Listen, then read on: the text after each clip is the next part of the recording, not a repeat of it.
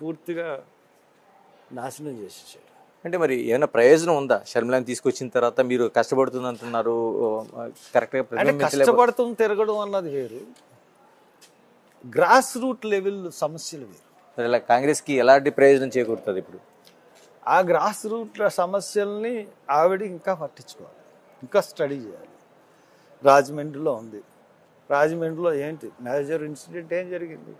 ఆవు భూములు, బూరుగుపూడి దగ్గర రాజమండ్రి ఎమ్మెల్యే, రాజమండ్రి ఎంపీ అక్కడ దగ్గర 100 ఎకరాల పైన భూముల్ని జగనన్న ఇళ్ళ గురించి తీసుకున్నారు. అక్కడ 10 లక్షలు ఖరీదు చేయని ఆవు భూముల్ని 45 లక్షల నుంచి 60 లక్షల వరకు తీసుకున్నారు. అక్కడ రైతులకి 10 లక్షలు ఇచ్చారు. ఈ మధ్యలో డబ్బంతా ఎవరికి వెళ్ళింది? జగన్మోహన్ రెడ్డికి వెళ్ళిందా? ఎంపీ భరతరామ్కి వెళ్ళిందా? లేకపోతే జక్కమూడి రాజాకి వెళ్ళిందా? ఇది లోకల్ సమస్య. ఇప్పుడు మన బొమ్మూరు వైపు మీరు వెళ్తూ ఉంటుంటే ప్రభుత్వ స్థలం పెద్ద కొండ కొట్టేసుకుని అక్కడ మండపేట ఇన్ఛార్జ్ త్రిమూర్తి గారు రాజున కొండను కొట్టేశారు. దానికి పర్మిషన్స్ లేవు, రెవెన్యూ పర్మిషన్స్ లేవు, మైనింగ్ పర్మిషన్స్ లేవు. కొట్టుకుంటున్నారు, ఎర్రమట్టి కొండని అమ్మేసుకుంటున్నారు.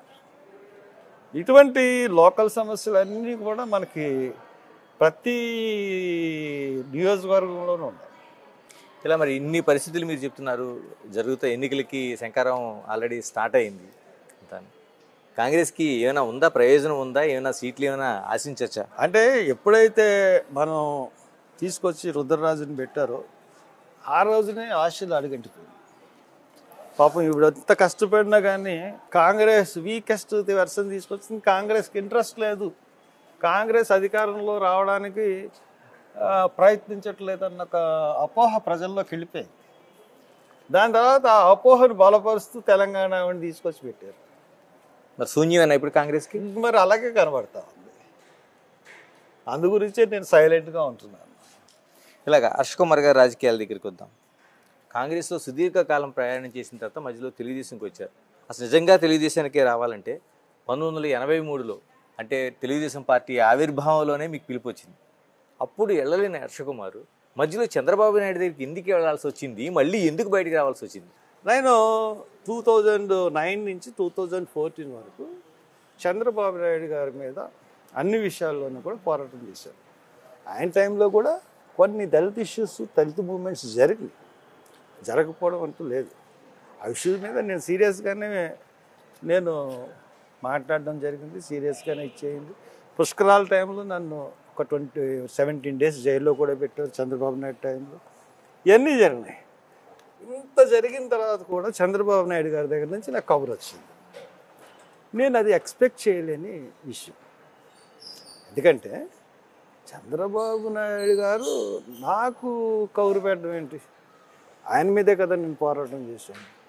సంథింగ్ ఈజ్ డిఫరెంట్ ఫెలో అని అనిపించి నేను వెళ్ళాను. అంటే రాజకీయాలని శత్రుత్వం కింద చూసే వ్యక్తిత్వం కాదు ఏంది అన్నది నాకు. ఎందుకంటే నేను జైలుకి వెళ్ళినా లేకపోతే కేసులు పెట్టినా ఎప్పుడు కూడా నన్ను టార్గెట్ చేసి చేయలేదు. అది నాకు నచ్చి నేను వెళ్ళాను. లాస్ట్ మూమెంట్లో టికెట్ ఇవ్వలేకపోయారు. నేను వెళ్ళిందే టికెట్ గురించి. అందు గురించి ఇమీడియట్గా 2 రోజుల్లో నేను బయటకు వచ్చేసాను. ఎందుకు అంత ఎమోషనల్ అయ్యారు? ఇప్పటికీ సోషల్ మీడియాలో చూస్తే ఆ ఎమోషనల్ది మీకు అది ఒక మైనస్గా చూపిస్తాను. అంటే ఇప్పుడు నేను చంద్రబాబు నాయుడు గారి దగ్గరికి నేను టికెట్ విషయంలో వెళ్ళాను. టికెట్ విషయంలో వెళ్ళిన తర్వాత టికెట్ ఇవ్వలేని పరిస్థితుల్లో నేను అక్కడ ఉండాల్సిన అవసరం నాకేంటి? టికెట్ ఇస్తే టికెట్లో నెగ్గుదనో ఓడిపోదనో ఆ పార్టీ కట్టుబడి ఉంది. పార్టీ నమ్మించిన తర్వాత నాకు ఇవ్వబోయేటప్పటికి సరే మనం పార్టీ టికెట్ గురించి ఇవ్వలేదు, మనం పార్టీ బయటకు వచ్చేద్దాం అంటే వాళ్ళే పిలిచారు, వాళ్ళే ఆహ్వానించారు. టికెట్ కన్ఫర్మ్ అనేది అన్నింటిలో కూడా ప్రచారం జరిగింది. తెలుగుదేశం వర్గాల నుంచి కూడా ఒక ఇండికేషన్ ఇచ్చారు. ఏ శక్తులు అడ్డుపడ్డాయి అక్కడ? ఏ శక్తులు అంటే వాళ్ళు చెప్పే కారణం ఒకటి, అసలు కారణం ఒకటి. ఢిల్లీలోను బొంబాయిలోను శక్తులు అడ్డుపడ్డాయి.